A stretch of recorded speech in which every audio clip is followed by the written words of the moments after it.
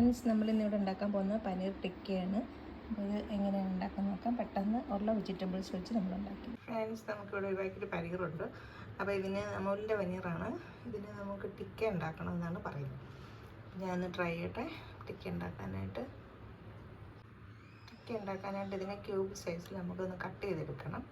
എന്നിട്ട് ബാക്കി ചെയ്യാം. ബാക്കി വെജിറ്റബിൾസോടൊക്കെ ആഡ് ചെയ്യാം. വെജിറ്റബിൾസും പിന്നെ നമ്മുടെ ഇതുണ്ട്.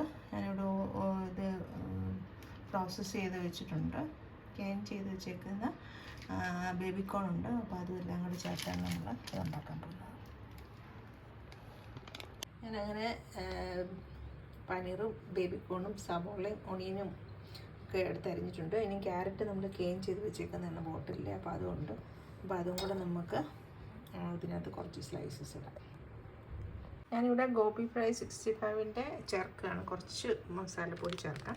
എന്നിട്ട് നമുക്ക് ഇതൊന്ന് മാരിനേറ്റ് ചെയ്തിട്ട് സ്റ്റിക്കിൽ ഉണ്ടാക്കാം. ഞാൻ സ്റ്റിക്കിൽ എടുത്ത് വെച്ചിട്ടുണ്ട്.